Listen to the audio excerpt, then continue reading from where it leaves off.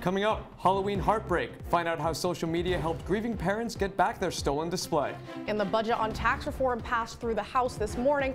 Find out from Talking Points contributor Dan Prager how it will affect you. And tensions continue to rise in Spain as political leaders challenge Catalonia's government.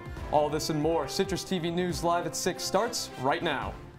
This is Citrus TV News Live at 6, your campus news leader. The investigation on Russia's involvement with the 2016 presidential election continues. I'm Claudia Bellofatto. And I'm Conor Wight. Two members of Hillary Clinton's campaign denied that they knew about an arrangement to pay for opposition research on Donald Trump. These claims raise the campaign's presence in the Russia investigation. And Citrus TV reporter Gabrielle Caracciolo is live in studio to tell us how remembrance scholars and terrorism experts are using this year's Remembrance Week to educate students. Syracuse University is celebrating Remembrance Week in honor of the 35 student victims of the 1988 terrorist bombing of Pan Am Flight 103 again this week. I found out what impact the increase in global terrorism in recent years has had on the week. Even almost 29 years after the terrorist attack, Syracuse students and faculty still tear up when thinking about the lives lost and what could have been. But 2017 Remembrance scholar Ivana Ojeda is worried terrorist attacks today are becoming too desensitized. Today, incidents like this happen so much that it almost becomes too burdensome to remember the names of all of those affected, and it almost becomes easier to only focus on who did it. Director of Research at SU's Institute for National Security and Counterterrorism, Corinne Zoli, says that increased global terrorist attacks are to blame. Since around 2014, we're seeing a kind of spike in global terrorist attacks. So they're rising. That's why this year's events included two panels focused on engaging students and faculty in conversations about the growing terrorism problem. Ojeda thinks that one solution that everyone can participate in is living out the Remembrance Week motto, look back, act forward, by living your life to the fullest every single day. It's this aspect of not waiting another day because you don't know if you'll get that other day. Tonight, the Remembrance Scholars are hosting a Celebration of Life open mic night, and tomorrow they will conclude the week with the annual rose-laying ceremony at the Place of Remembrance. The memorial displays will also remain on campus for the remainder of the week. Thanks, Gabrielle. $1 million addition for the Modern Jewish Studies program here at SU. The Phyllis Backer Foundation donated $1.5 million today to establish the Phyllis Backer Professor of Jewish Studies title. The university is now searching for a professor to fill the new positions. They are looking for strengths in Judaism fields such as Jewish history, religion, and politics. While SU students weren't alive during the nuclear bombing of Hiroshima, virtual reality and the words of a survivor of the attack gave students a better way to understand the event. Citrus TV reporter Greg Bradbury takes us inside the That Day Now event from last night. Last night, Syracuse University students had a unique opportunity to talk to a survivor of the nuclear bombing of Hiroshima. At the That Day Now event, students experienced a virtual simulation of the nuclear explosion and heard a first-hand account from the eyewitness. Kiko Agura wanted to share her story of the incident so students can further understand the impact of an atomic bomb. Everybody become a witness of that, and then they themselves learn such a thing shouldn't be done anymore. The best way to become a witness to dark tourism is to physically visit the sites. However, this is not always possible. That is where virtual reality is coming in to help bridge the gap. We watch those stories from afar on screens, right? And so they feel distant from us. And what this technology does, it removes that distance, and you suddenly start to have memories of having been there. So it does something different in your brain that I think traditional media can't. Right here in the Innovation Lab, students are able to experience a virtual simulation of what took place in Hiroshima. While it's nothing close to what actually happened, it's an important step in understanding the event. The virtual reality experience of Hiroshima conveyed a powerful message to all those who participated. And out of nowhere, just this white flashing light stopped my experience. I was absolutely struck by the almost instantaneous destruction around me. With the tech field constantly evolving, virtual reality is becoming an important tool, using it to recreate historical events, such as Hiroshima, to ensure that the next generation never forgets them. Greg Bradbury, Citrus TV News. The student connection to the simulation shows a promising future for dark tourism and the growth of virtual reality. One family's Halloween decorations now safe back at home. Thieves stole Halloween decorations like the giant Grim Reaper you see here. Monday night in DeWitt, the homeowner pleaded on social media that the decorations be returned immediately, as she only decorated for the holiday to honor her daughter who passed away this summer and loved the holiday season. This morning, the homeowner said someone returned the Grim Reaper display, but the other decorations are still missing. And 3 of the 7 seats on the Syracuse School Board are open. Candidates for the positions include Democrat incumbents President Derek Dorsey, Vice President Patricia Boddy, and David Cecil. The 3 face 2 new challengers, Working Party member Menley and Conservative Michael Hunter. Boddy is the longest-serving board member, and Dorsey was first elected in 2013. Board members serve 4-year terms. People on campus finally breaking out their jackets this week with some cooler temperatures. Jack Watson is live in studio to give us the latest on these low 50s. Jack? That's right, guys. It seems like these fall temperatures are here to stay, but with the exception of this weekend, they might not be here as soon as we think. A high of just 52 degrees today. The story, a chilly and cloudy day with a warm weekend on tap for us tomorrow. Tonight's forecast, a low of just 46 degrees, partly cloudy skies with a light breeze of 10 miles an hour, so you are going to need those jackets and boots. Our Friday forecast showing a markup from today, 60 degrees the high.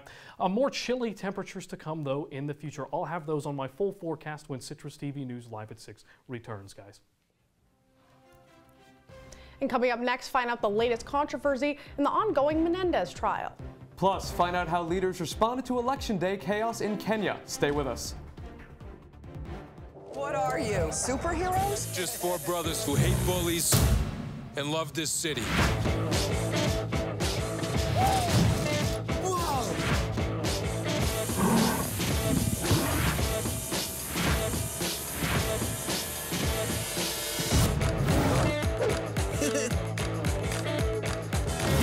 Gear up, guys.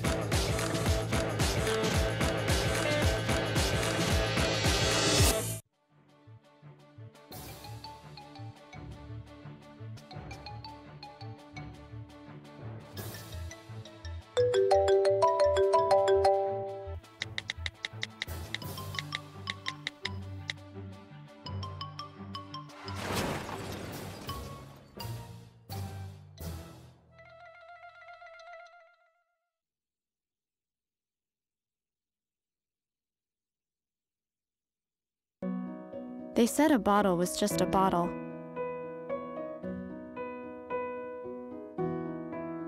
That no one would ever notice me.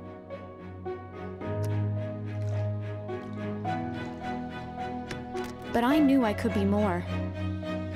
That one day, I would make people smile.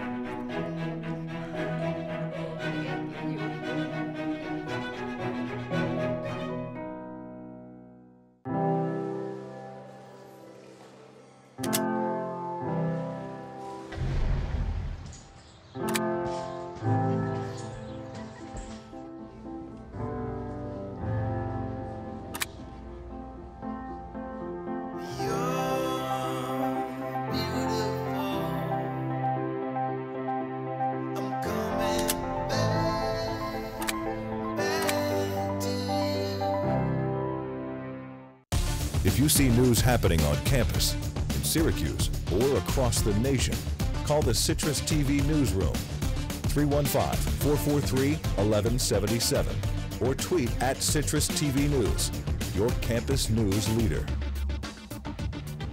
The Trump administration is one step closer to fulfilling their promise of new tax reform earlier today.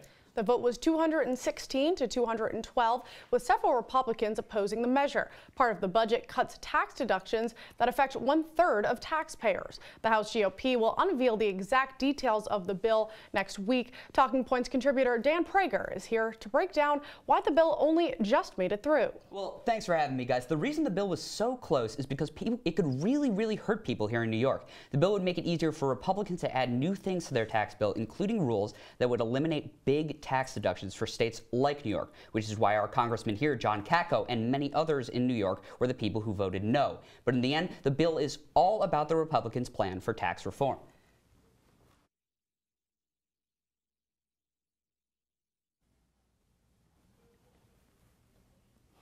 Most importantly, this budget that we just passed in the House today brings us one step closer to historic tax reform. That means more jobs, fairer taxes, bigger paychecks for Americans.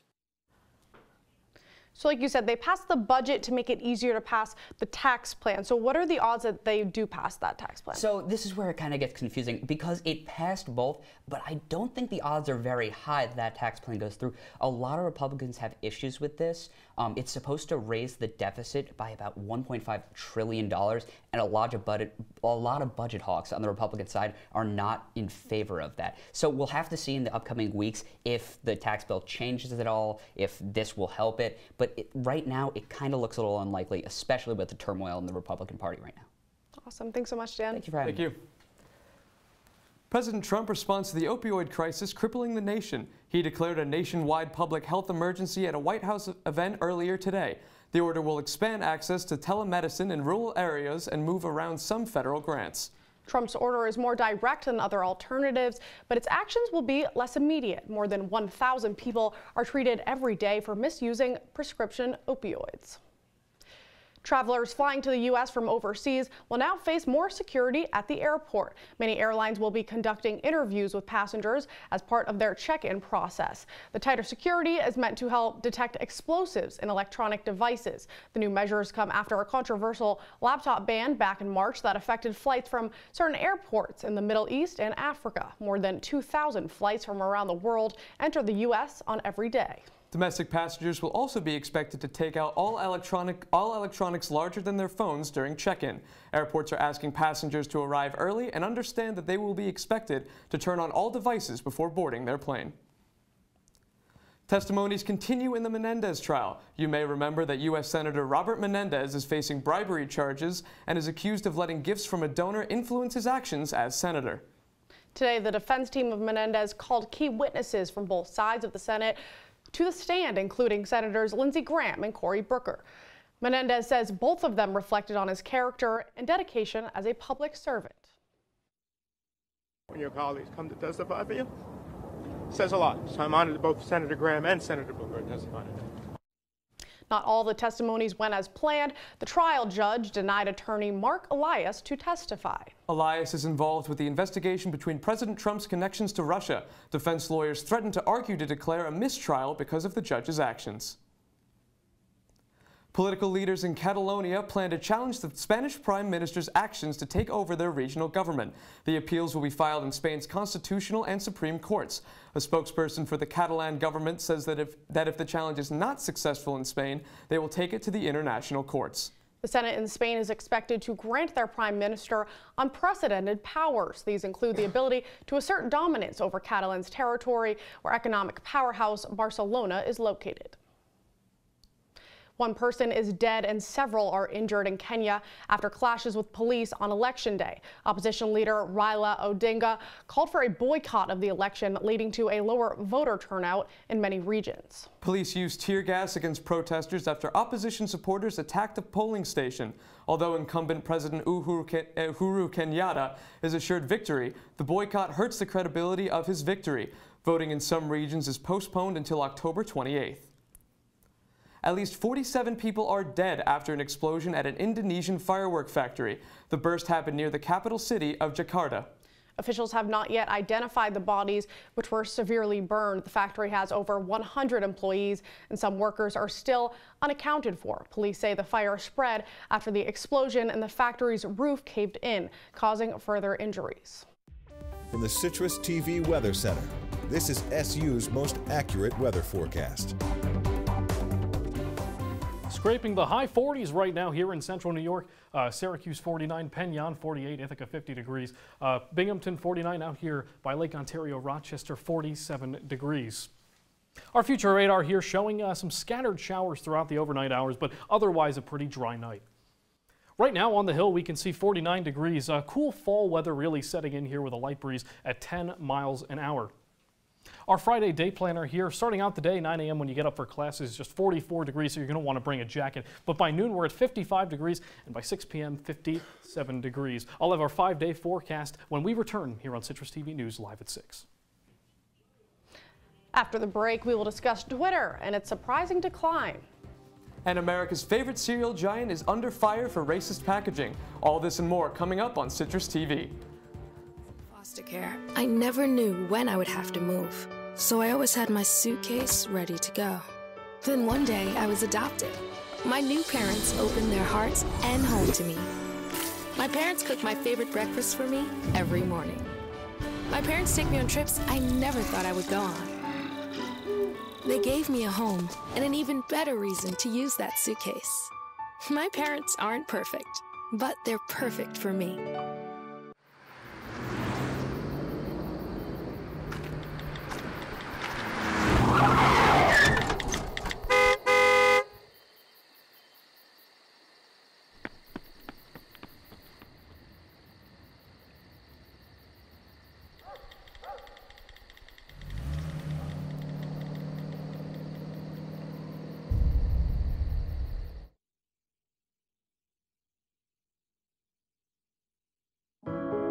Taking care of a family member can lead to plenty of questions. Fortunately, there's a place to get the answers, for them and for you. Find articles, tips, and tools from experts and others who have been in your place. The Caregiving Resource Center at aarp.org/caregiving. If you see news happening on campus, in Syracuse, or across the nation, call the Citrus TV newsroom, 315-443-1177, or tweet at Citrus TV News, your campus news leader. Welcome back. We have breaking news. President Donald Trump will not release all of the records relating to JFK's assassination. The National Archives will release nearly 3,000 new files. The rest will remain hidden for the time being. Officials will not say whether or not the files contain evidence of a conspiracy theory. We will keep you updated as more information comes. And Conor, a little birdie told me that Twitter is not doing so well. A report today said that the social media giant's numbers were inflated. Twitter had been mistakenly including third-party applications in their list of active users. There is hope for Twitter, however, as the network has been attracting more users recently. And IBM is proving that it can help people recover from more than just lost data. The New York-based software giant announced that it is doubling parental leave to 12 weeks today. Mothers and fathers who had children after November 2016 are eligible. The expanded policies apply to both full-time and part-time employees in the U.S. The Astros evened up the World Series up last night, and they have a chance to talk about being world champs. After the Astros, outfielder Cameron Maybin stole second. He also stole a free taco for everyone from Taco Bell. The fast food chain is running a promotion that gives away a taco for every base stolen. Maybin joins the Red Sox Jacoby Ellsbury and Tampa Bay's Jason Bartlett in the list of taco heroes. And all that glitters certainly is gold in China anyways. McDonald's is changing its registered business name to Golden Arches Co. Limited. The company's microblog said that the brand name will be a new version of McDonald's. McDonald's declined to comment on the reason for the name change. One author is taking a pop at Kellogg's Corn Pops. Marvel Comics writer Saladin Ahmed complained that the art on the cereal box was racially insensitive.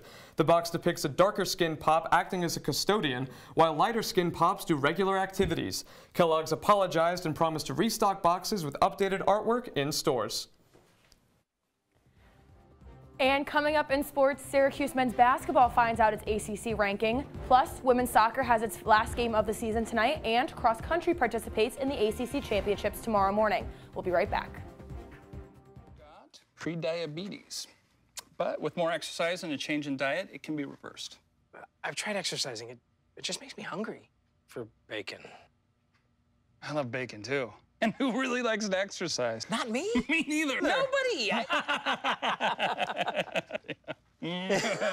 So we're good? What? Oh, you still have pre-diabetes. Big time.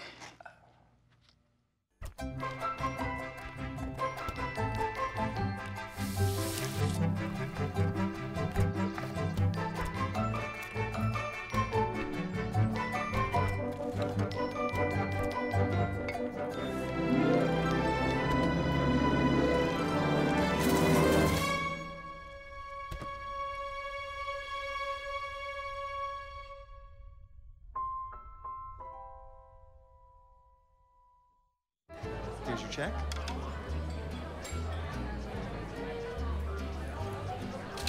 Oh, you got it. You know, since I got rid of my car, I really enjoy walking. Okay. God, no. Getting pulled over for buzz driving could cost you around $10,000 in fines, legal fees, and increased insurance rates. Oh, you're home early. You live with your mom? That'll set your game back a few years. Buzzed, busted, and broke. Because buzz driving is drunk driving. Adventure can be found anywhere, but the best place to start is in the forest. I spy something beginning with S. Snow? No. Snow-covered trees. Nothing to do with snow. Head outside to discover incredible animals and beautiful plants that come together to create an unforgettable adventure. Wow. So grab your loved ones. Don't even. And explore a world of possibilities. Come on, this way. Visit discovertheforest.org to find the closest forest or park to you. And now, your Citrus TV Sports Report. Welcome into your Citrus TV Sports Report. I'm Nicole Hansen. The ACC released its preseason media poll for the 2017-2018 season today. The Orange placed at number 10 on the list of the 15 teams. Duke overwhelmingly took the top spot with 57 first-place votes, followed by North Carolina. The Orange rank above Wake Forest, NC State, Clemson, Boston College, and Pittsburgh, all of whom Syracuse will play at least once this season. SU enters the season with low expectations because of its young roster and losing its top two scorers in Andrew Wight and Tyler Lydon. However, head coach Jim Boeheim says he's seen a lot of improvements with his team. This year, we're still young in the front line, but we're a little bit more experienced in the backcourt.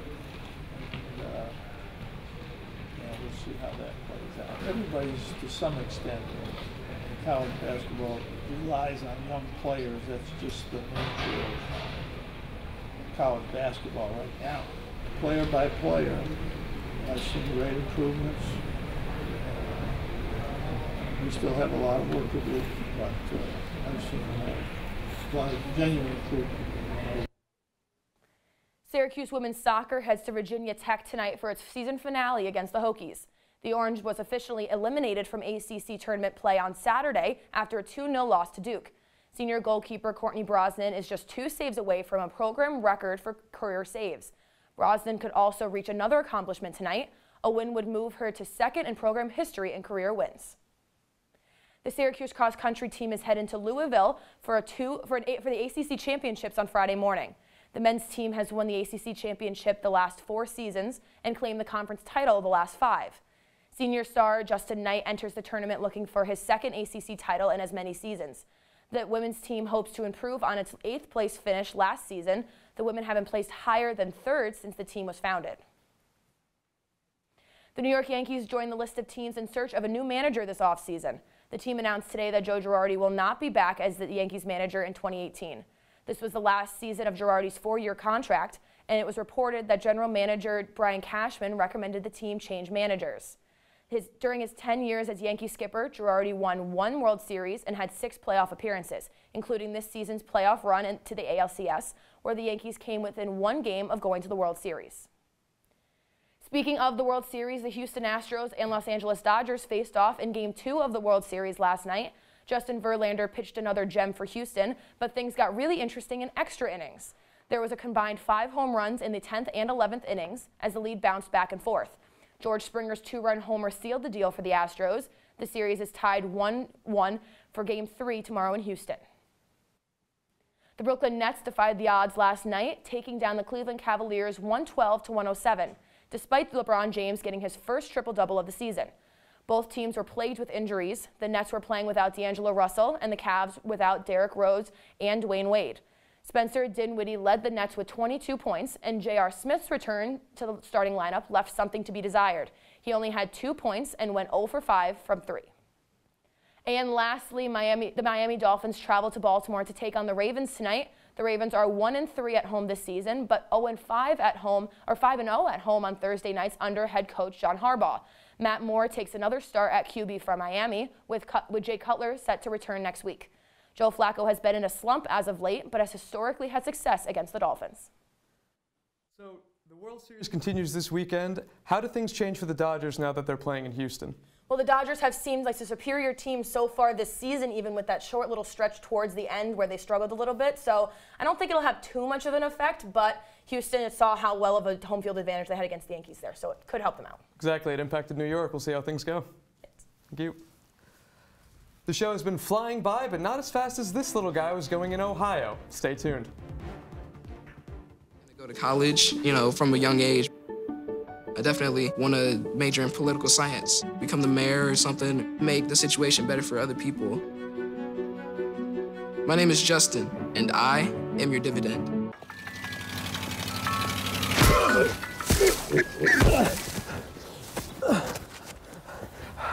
So, same time next week?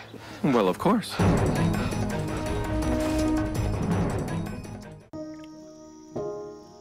This is the story of a boy who didn't talk for a long time. The boy liked things to always be the same. Any changes would scare and upset him. The unknown was an unfriendly place. The boy was very sensitive to lights and sounds. So he built secret hiding places where they couldn't get in. The boy didn't like looking people in the eye. He wasn't trying to be mean, it just made him feel uncomfortable. Sometimes he would flap his arms again and again. One day, I found out I have something called autism. My family got me help. Slowly, I found my voice and learned all the ways I could live with it better. Early intervention can make a lifetime of difference. Learn the signs at autismspeaks.org. Bit of a variance in our high temperatures here with our 5-day forecast. Friday, 62 degrees our high. Saturday, all the way up to 68, but by Sunday, a difference of nearly 20 degrees, 48, cool and rainy. Similar conditions on Monday, and on Tuesday, clouds and sun with a 50-degree high, guys. So I know you said 62 tomorrow. What's the morning going to be like, though? A little cooler? Morning is going to be a little cooler, about 44 degrees when we wake up for classes around 9 a.m. tomorrow, so I would recommend bringing a jacket and hat. Awesome. Thanks so much. Thank you. And a 10-year-old boy in Ohio finds a new way to speed through the day by driving away from the cops at 100 miles per hour. Drivers discovered him speeding away from another car, presumably his mother, shortly after his father reported him missing. The boy led police officers through 2 counties. He also kicked a trooper in the face while being taken into custody. That is a crazy story. I have a feeling he will get a timeout, but we'll see. He will. That's all we have for you guys here tonight at Citrus TV. Be sure to check us out on Facebook, Twitter, and CitrusTV.com. From all of us here at the studio, have a great night, Syracuse.